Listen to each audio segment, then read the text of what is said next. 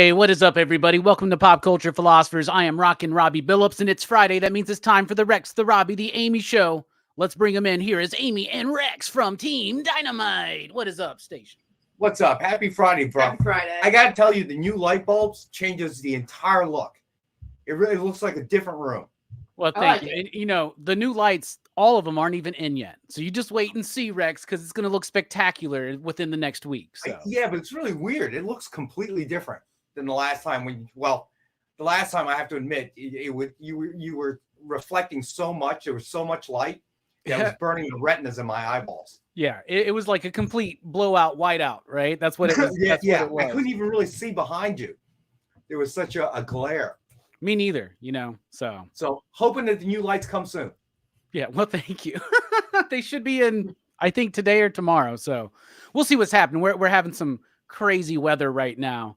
It's like super windy right now, and then it's going to be like single digits Monday and Tuesday, and possible snow and ice. And down here in Alabama, when there's snow and ice, it's everything's chaotic. Everything. Yeah, I can imagine. I was in Atlanta once when it snowed, and you know, being from the Northeast, especially during that era, it snowed a lot.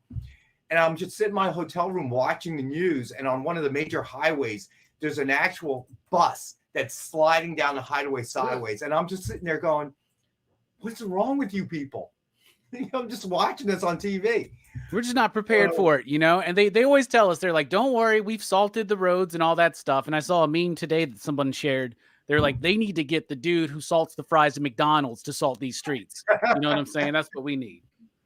Because they don't know how to do it. We just don't know how to handle it down here at all. Dude, I was driving, I took a cab back to the airport, and there was like maybe half an inch of snow on the ground. This taxi driver was driving so slow. So it was in Atlanta. And I'm like ready to tell the guy, pull over. I'll drive to the airport because I'm going to miss my flight. Okay. There's a half inch of snow on the ground, bro. We can go faster than 15 miles an hour. Okay. I'm going to miss my flight. It's crazy. But not that we're that much better up here. Yeah. Up in Minneapolis, they know what to do. Yeah. Oh, yeah. They have to. They have to, because like half their year is like dealing with this, right? Real, dude. No, for real. I had to go there in the winter, like once every 6 weeks. There was just piled up snow the whole time. It never melted. They just packed it off the side of the road, and everybody we just froze up, didn't we? Yeah, but not as bad as typical, so I could still make out what you were saying. Or now they're completely frozen again. All right, everybody. So, Are you back? Just show a sign of life. I think so. I can hear you. All right, there you are. You're moving. Okay, nice. Podcast. It's the bit that never gets old, right? You know, it's like the song that never ends from Lamb Chop or something. It's actually, I got to make a switch over. Hopefully by next week we'll have this problem resolved. Oh man, that would be cool. That'd be one 2024 resolution complete for you, right, Rex? Yeah. So I got to get the switch over because my old laptop is going to become the new studio laptop, but I have to get my new laptop ready to go. So that's how it's going to work. So I'm working on it, people. I'm trying. All right. Doing my best. All right. Well, we appreciate that. We really do. We appreciate everybody being out here in the chat, of course. And first comment from Billy Powermax, which we were anticipating this one, Billy. This show is dedicated to you. So we got the news this week that the Mandalorian and Grogu is embarking on a new adventure. I'm reading this straight from StarWars.com. The Mandalorian and Grogu are embarking on a new adventure to movie theaters. Directed by Jon Favreau and produced by Favreau, Kathleen Kennedy, and Dave Filoni, The Mandalorian and Grogu will go into production in 2024. So there is, you know, we've been told that there's going to be a movie that Dave Filoni's doing that's going to kind of encapsulate the ending of all the Mandalorian verse or something like that. Now we're getting this announcement. We heard last year that Kathleen Kennedy was kind of set up to be on her way out, and it seems like she's still heavily involved in certain things. Star Wars movies in general, kind of like a lot of the big franchises right now, seem like they don't really know where to go, what to do to bring back that excitement, where the audience wants. And the audience is also kind of split and polarized, right? In all of these films, there are some people that still love it the way it is, some people that don't. And it's just this whole weird contentious thing. So the question today is the Mandalorian and Grogu movie. Is this the way? Is this the way forward to Star Wars? Is this how you bring back excitement, revitalize these franchise cinematically? Let's kick it off with you, Rex. What do you think? I don't know. The thing about it is Mandalorian has worked as a series. Now you're going to try to convert it into a movie. So that always has an inherent risk, right? Whenever you do something like that. So I kind of feel like that the real direction is a movie they're talking about that has no date now. It looks like it's going to be pushed back. Is the one that's going to reintroduce Rey and the new Jedi Order. I think that storyline has real potential because it is something unknown. So you are not, anytime they try to do the prequel, go back in the past, there are certain things that certain canon that you have to, you kind of have to. You got to follow the rules. Right, because because it's a prequel or it's in the middle, it's got to all eventually work out so that the go future, back moving forward. Right. But with Rey and the new Jedi Order, that's a clean slate right there, right? You can pretty much do anything you want as long as you follow the canon as that launching point. But then it opens up because it hasn't happened yet, so to speak, right? So I don't know. It feels kind of like the Mandalorian and Grogu movie is what kind of going back to the problems that they created before. It disparate everywhere. Solo. You're going in so many directions, and it takes place right in the heart of everything. Right in the middle. And now you're trying to find a way to link all those threads together. That's a hard job, if you ask me. And inevitably, you're going to have conflict over it because there's always going to be comparisons. And there's always going to be, well, how's that going to link up to this in the future? Whereas when you start with a new timeline, new Jedi Order, it's the future, nothing's happened. You're not going to have to deal with any of that. So I kind of think that this isn't the way, but we'll see. All right. What about you, Amy? What are you thinking about this movie and the direction possible forward? Rex brought this up earlier. I think if you have the right story for Mandalorian and Grogu, keep it simple, so to speak. I think it still could work as a film. I mean, despite what everyone thought about the last season, Mandalorian as a whole was a very big success for Star Wars in general. So again, I think if they play their cards right, keep it simple, I think a movie could work. But I also understand Rex's point of view. Like if they're still in the middle of different Star Wars eras, they gotta be careful with how they write the story.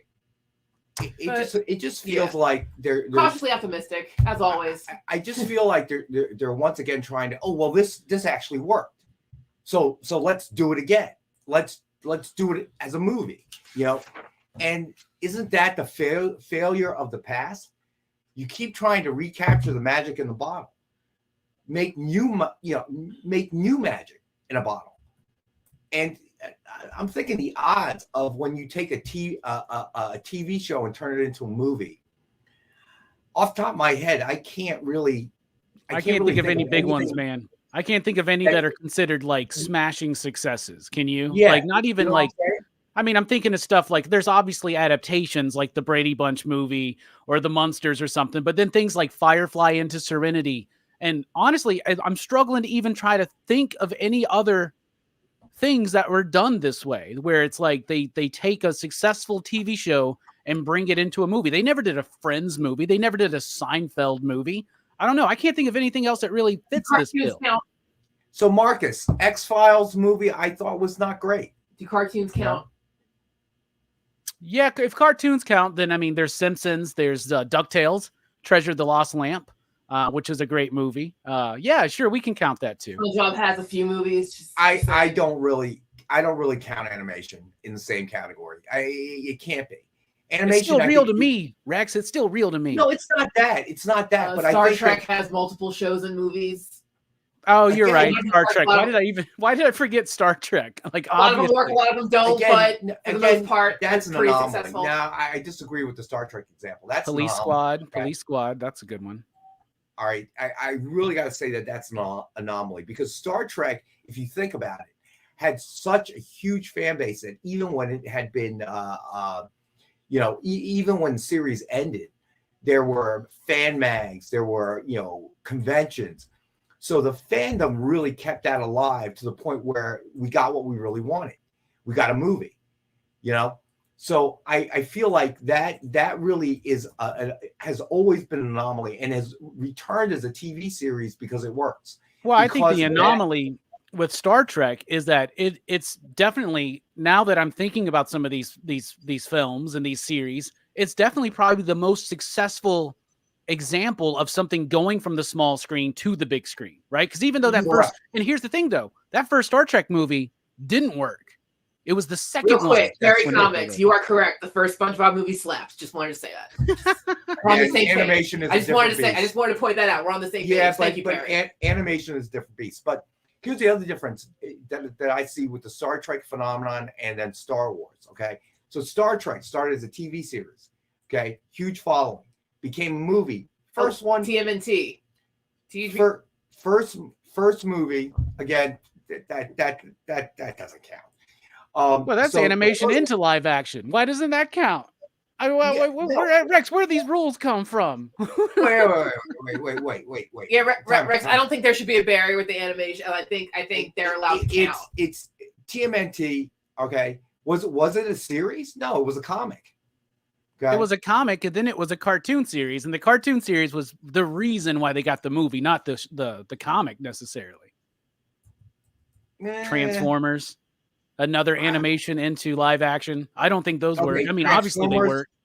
Okay, so Transformers toy developed into TV series, developed into a movie. Okay, so if you want to say that things that like talking turtles or giant robots can make that cross, that's fine. All right, but the point of fact is the difference. Scooby-Doo's another one. The point of fact is the difference between Star Wars and Star Trek. All right, Star Wars was a huge movie phenomenon that they turned into a TV series because of streaming. So I do differentiate. Network TV into TV streaming are two separate birds. Well, right? and the other thing is this, like Turtles, Transformers, some of these other ones, they're kind of like reboots. They're like the movie version of this property. We're talking about like specifically taking the story and moving it into cinemas, which they've done with Star Trek successfully, but they've had their hiccups, their ups and downs. But like, I like the example with X-Files. Let's talk about that. X-Files has 2 movies. Neither of them are considered successful. Neither of them are critically successful or commercially successful or successful with the fans. Were they able to ever take that major, and some people, maybe a little too young, don't remember this, but we remember X-Files was huge. It was like giant. It was like pop culture centric. They were not able to translate that into cinematic success at all. And that was like one of the hugest things.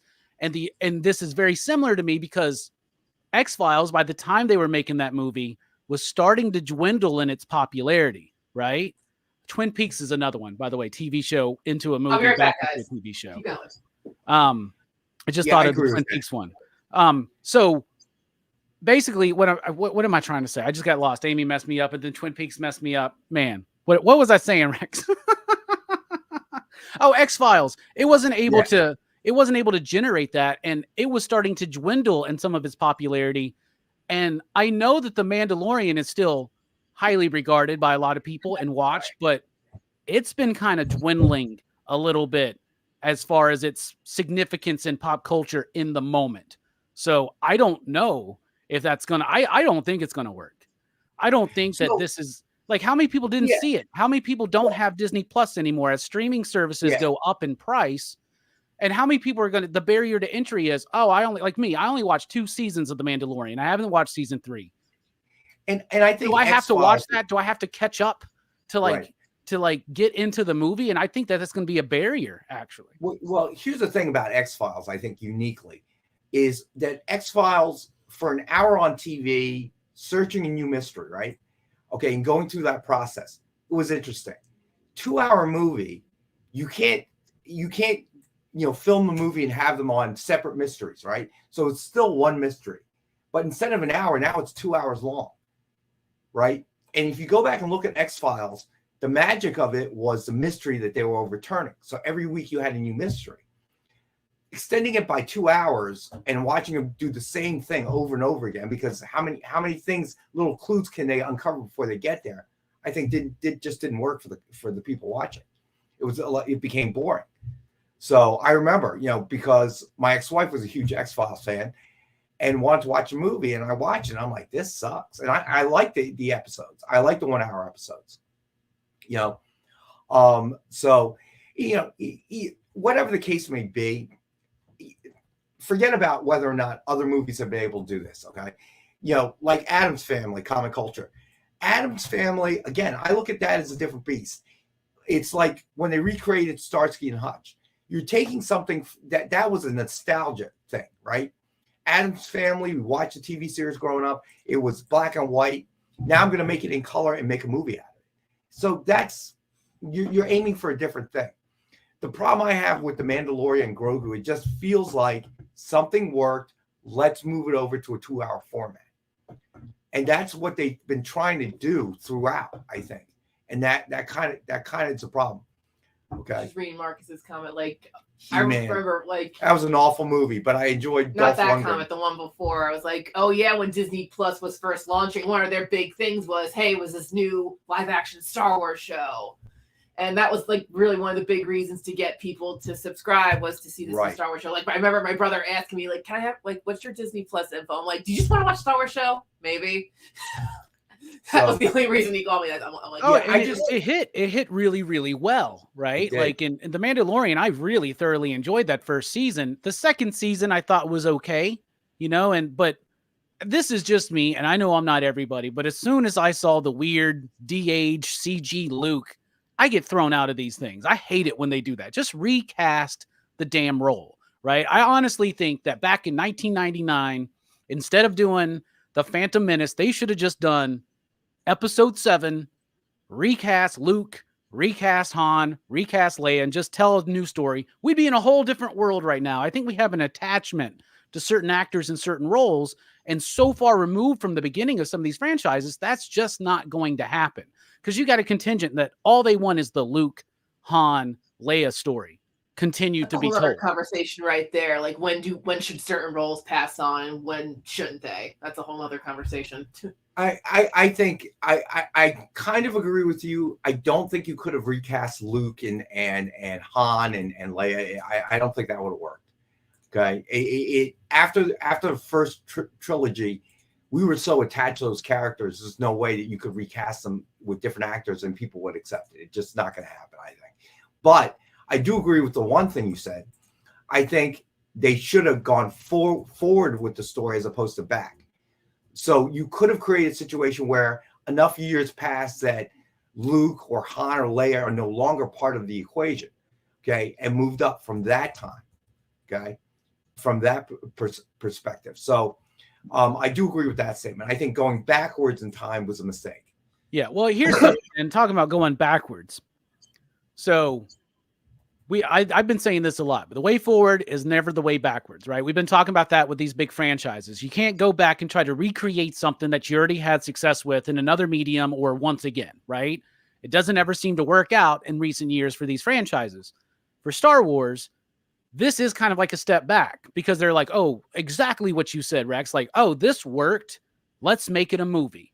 People will come and see it. They got a Dave Filoni movie still coming. The James Mangold movie that's still coming. That I think that's the one that's supposed to be in the Old Republic era or something like that. And that's a great idea. Go thousands of years in the past. Try to tell us a new story. Introduce new characters. That even is a way forward. But the way forward is not to just try to recreate the success of a few years ago when Mandalorian season 1 hit and everybody was completely enamored with it, right? Also, I don't think the way forward is to take the story thread from what is a very polarizing sequel trilogy with Star Wars and continuing the Rey story. I think you got to look at those 3 movies and be like, it didn't work. Force Unleashed hyped a lot of people up. Last Jedi divided a bunch of people, and everybody unanimously was like, Rise of Skywalker sucks. So as a whole, we never got a good, complete story out of that. So why would you go back to that instead of just trying to do something different and something new? What do you think? I would agree with that. I would agree with that. Marcus, 21 Jump Street worked because the movie did not relate to the TV series at all. Y'all talking about reboots. Y'all talking about like, reboots into movies. We're talking about like continuing that story. X-Files, Star Trek. Very well said. That's the difference of what we're talking about. I would agree with that. I totally feel like they should have started fresh. And I know not a lot of people like Rebel Moon. I kind of liked it. It was a good popcorn movie. I'm willing to, I felt like visuals, Zack Snyder, awesome. I mean, visually, that is a beautiful movie. Well done. But I know the storyline came across to me like being a little disjointed. And I'm willing, since part 2 is coming up so quickly in April, I'm willing to give it the benefit of the doubt. You know what I'm saying? Say, okay, maybe your second part will bring all this stuff together. It'll seem a little less messy. It kind of gave me that kind of last I don't know, The Empire Strikes Back kind of feeling, just kind of like incomplete at the end, like what? So, but the reason I was excited about it and I enjoyed it was because it was a brand new story. That's the key. And I hate to say it. Agreed, Comic Culture. The storyline, with some tweaks, could have been a great Rey story. You know what I'm saying? That you have to alter a bunch of things, obviously, but it would have been a great kind of story, a kind of a new Jedi Order type of story. So obviously that didn't work out. But I it was something new. It wasn't the same old thing. So I agree with you. I'm thinking this is not going to be very good because I can't imagine what story you're going to write and compress it into 2 hours. I just don't see it. Yeah. What are your thoughts on that, Amy? About them continuing to try to mine their recent successes and even their recent failures for the future? You get the right team together, you can really do anything. Because we've seen series continue even with a few missteps in the past, whether it's Star Wars or Marvel or what, you know what I mean? You just get the right team together, you can push forward. I don't know. I think when you try to do continuing stories of something that's been successful, eventually it's just, I don't know. You got to kind of face it. You've jumped the shark. Well, Amy, do you think this is the right team? We're talking Filoni, we're talking Kathleen Kennedy, and we're talking Jon Favreau. Do you think that those are the people that are going to be able to successfully launch Star Wars back into cinema history? Again, I'm cautiously optimistic. Okay. I am not. I am not cautiously optimistic, recklessly optimistic. Call it what you will. I am not. I don't think it's the team. I don't think that's the problem. I mean, Jon Favreau has made, movies that stunk. I don't think it's the team. I think it's the direction that's going to ultimately fail because I don't know what you could do. I really enjoyed Mandalorian. I don't know what you're really going to do or what story you're going to tell in a 2-hour format that's going to surprise us. It's got to be one hell of a revelation. I don't know what that would be. Grogu is Yoda's son. I don't know. You know what I'm saying? What are you going to tell us? I think it's a bad move. I think they should have focused on the Rey story, move beyond, this thing, start fresh. And do you think that they could start fresh with Rey though, Rex? Yeah, I think so. I think they can start fresh with Rey because why couldn't they? You know, the story ends with her being truly the last Jedi. Okay.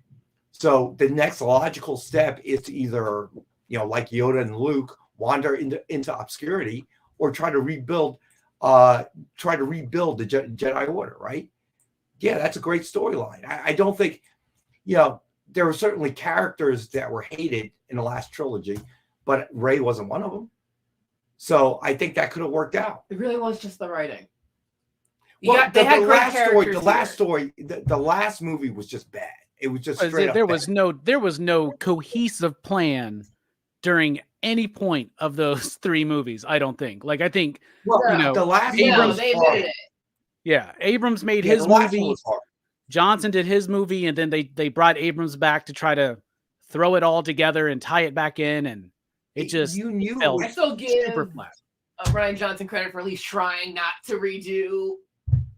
Because when that movie was going to come out, they're like, is it going to be like Empire Strikes Back? Are you going to like basically like do the same thing like Force Awakens was basically New Hope again? At least he didn't do that. So I'm like, I really give him credit for trying. So I don't hate Last Jedi. I think that it gets a little sidetracked at times and runs a bit long. But like if you easily just cut out a lot of that or truncate that whole casino planet thing where they like it's like a side mission that's only there to get them caught. Right? If you just kind of like folded that in a little bit better, I think the movie would have been one of the best Star Wars. I think from beginning to end, it was a disaster. Because here's the thing. I thought they started off good. How? And they kind of needed to do the reboot remake situation because if you're starting with a whole fresh generation of Star Wars fans, you need to kind of bring back in with something at least a little familiar. No, but then everything after again, they had no plan. No, my problem is the one thing I give the prequels credit for was that they at least had a plan. They knew where it was going to go. They knew how it was going to start. They knew how it was going to end. See, the biggest problem with the prequels is they just started too early. They should have already started with him like in Jedi training and kind of told the rest of the story in flashbacks or something, I think. You see, here's my problem. I knew we were in big trouble, right? So they killed off Snoke in the second movie. And then the bad guy now is Palpatine again? You know, somehow zombie Palpatine? And I'm looking at that going, are you kidding me? That line makes me laugh. We can't come up with a new bad guy? We're going to bring Palpatine back from the dead after you killed Snoke? What the heck is going on?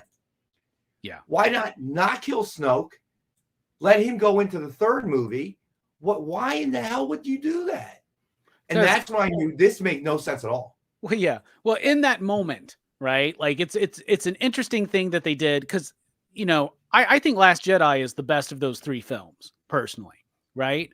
And I really don't like Rise of Skywalker, but like when they do that with Snoke, like it's kind of to move to get Kylo Ren over as the villain, right? And then all that kind of stuff. But then they never really committed to him, and then they were just trying to redo things. But like the beginning of Last Jedi, like Poe Dameron was awesome. He was charming. He was infectiously funny.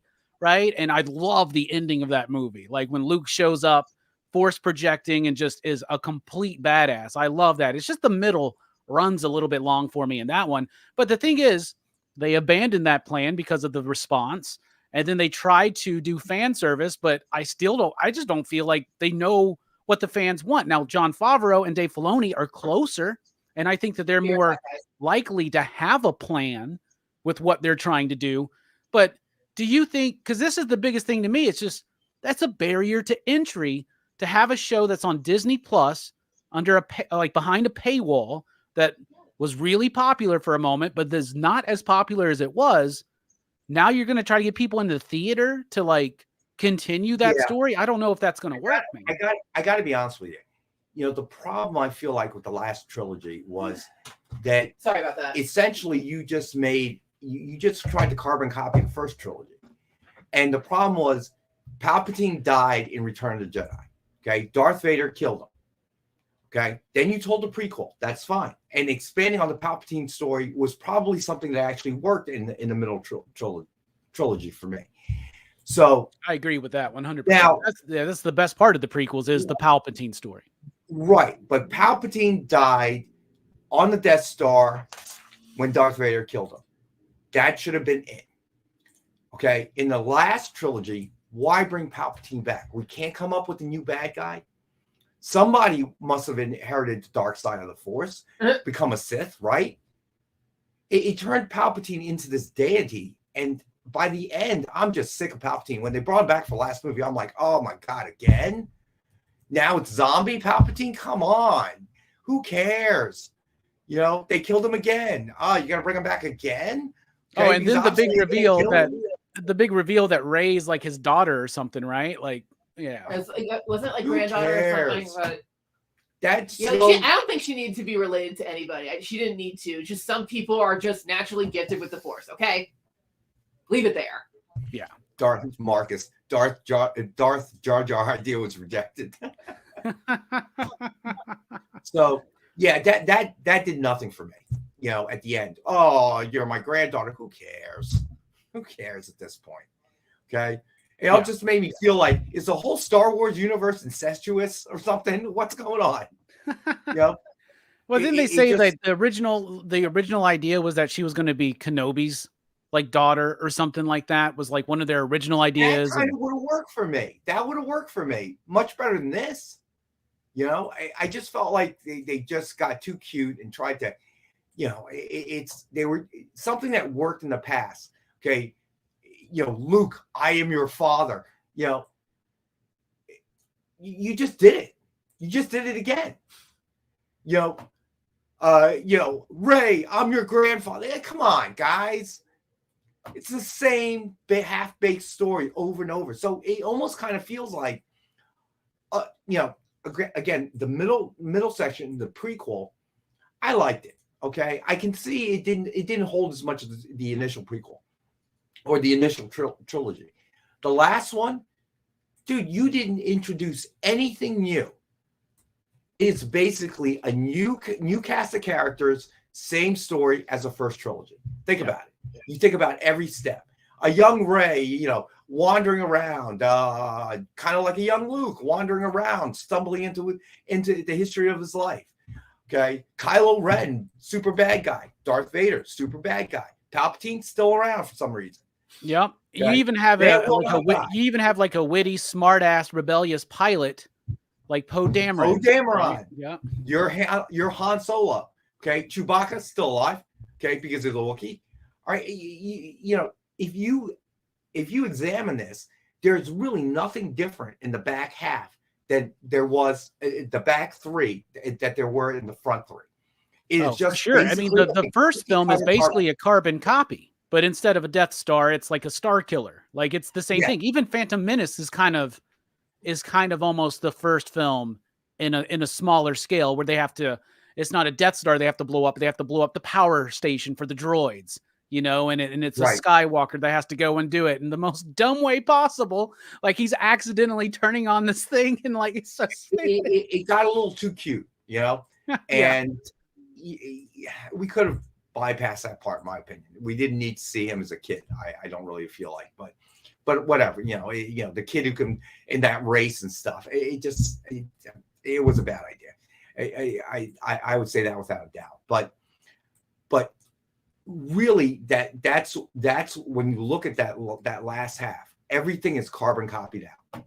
Okay, just about everything from the first. You don't actually do anything with those characters. Like Poe and Finn get like no development really. And if you look at the course of that trilogy, they're kind of like just afterthoughts. And I know that like Poe wasn't originally meant to be one of the main characters, but Oscar Isaac was so good in the role, and there's all this. But it just goes to show you there's no plan. There's not like. When you watch that original Star Wars trilogy, you got the special effects. Yeah, you got the badass stuff with Darth Vader and Palpatine, right?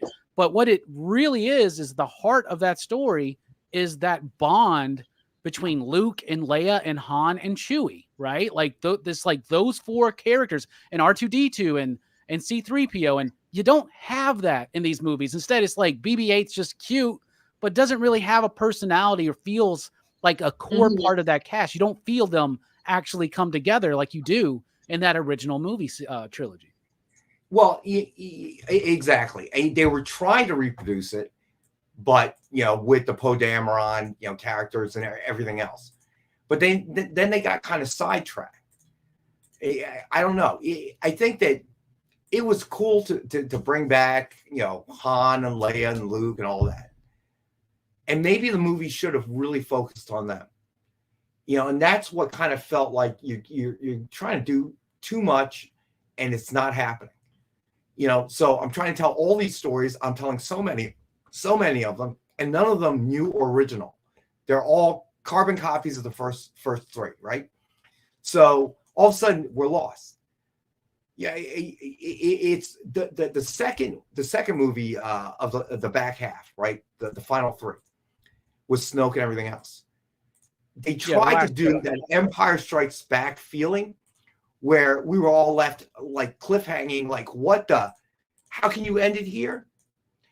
And I think they were trying, I don't know, but what they ended up accomplishing was with Snoke dying and the new bad guy and all this stuff was we left that movie going, what happened? How does this relate back? So they didn't get the effect they wanted. They didn't get cliffhanger anticipation. They got mass confusion. All right. And then you go see the third movie and what? Palpatine again. What? It's just, so I feel like with Mandalorian and Grogu, they're trying to do the same thing. And that I think would be a huge mistake. Amy, do you believe that taking something that is behind a paywall, like the Mandalorian show, and now do you think that we can anticipate that that's going to bring people into the theater? Or you think people are going to feel disconnected from it because they may not have seen the whole show? It's a possibility. But I mean, Star Wars, no matter what someone's always going to watch Star Wars. It doesn't, the fans will always be there. I'll put it another way. I guarantee you, I don't think that's going to be a problem because I guarantee you anybody's butts that will go to the movie theaters to see this, the vast majority of them will have watched the Mandalorian series. Okay. And if they haven't, that's only because they're being dragged to the movie by a significant other who's a Star Wars fan. So I don't think that's going to actually be an issue. I just think that you're gonna end up making a not so good movie, and you're gonna ruin that franchise right there, that sub franchise, if you will. Yeah. All right. Well, great conversation. I always love it when we talk about Star Wars. We always have so much to talk about. It's great, and we'll see what happens. I mean, Amy's cautiously optimistic. Rex is Rex, and I'm a wait and see. Let's see what happens. I mean, I'll go watch it, but now I feel like I got to go watch Mandalorian season 3, which I still haven't, but maybe I should anyway, because I do like the stuff. It's just there's franchise fatigue going around that we're talking about, and I don't know if this is really going to help solve that aspect of why Star Wars is not as exciting to the general populace as it used to be. Yeah, I don't think it's going to solve anything. Personally, that's just my opinion, but it's. Or they could do something just absolutely phenomenal, and then it becomes like a watershed moment, right? We'll see what happens. I'll tell you what they should do. Grogu should wind up at the end of the film in the third act, like alone in a starship, and there's this giant spherical thing that has to be destroyed, and Grogu has to go and destroy it to save the day by the end of it. I suggest they name it Death Star 3. The Death Star 3. And instead of like being half built, like in Return of the Jedi, it's just getting started. So it's just like the scaffolding and stuff. It should be the Deadlier Star. Oh, I like that. Then we still have room for the deadliest star to come. So that's right. Exactly. Okay, Mel Brooks, give us a call. Yeah, we got the idea for Spaceballs too. Heck yeah. Search for more money. Guys, there you go. There you go. Yep. We've been seeing that play out at Lucasfilm for decades at this point. Rex, Amy, thank you so much for joining us. What do y'all have coming up? All right. So tonight, big original art show. Yes. With special guest Jay Lee. So you definitely want to tune in on the experience. 7 p.m. Eastern. Great original art, but Jay Lee will be joining us as a guest.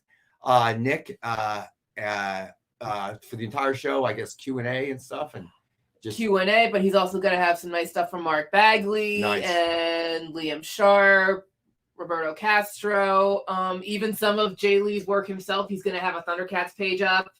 some cool commission cover art. So yeah, guys, it's going to be a cool show. It will be a lot of fun. And then Robbie and John and I will be back Monday night on The Experience at 6 p.m. And then I'll be here on Wednesday at 7 p.m. on the EXP with a 1-hour show. Too bad. Oh, Billy, you were really quiet, bro. We thought maybe you exited the show or you had something to do, man. We're almost done, bro. Star Wars GT. I like that one. So, but yeah. So what do you got coming up? Well, next time I saw Dylan in here. Oh yeah, Dylan's in here tomorrow night. He's coming back with Dylan's Horror Show. He's doing the Lawnmower Man, I believe. I will not be on that show, but I'll be on Dylan's Horror Show for the 2 weeks following that. But you can catch me on PCP Movie Night Monday night, where the only way to follow up the cinematic milestone of the Police Academy franchise is with Spike Lee's Do the Right Thing. So we're going to be talking about, in my opinion, one of the most profound and socially relevant films of all time, Do the Right Thing by Spike Lee. That's what we're talking about on Monday. Very excited for that show. So, oh, Billy, so far behind. I'm sorry, man. This was your topic, bro. So yeah, I look, I'm a Star Wars fan. I'll watch it no matter what, and I hope it's good, but I don't think it will be. Yeah. All right. Well, we'll see what happens. All right. Thank you all for watching. Have a great weekend. Station. Pop, pop.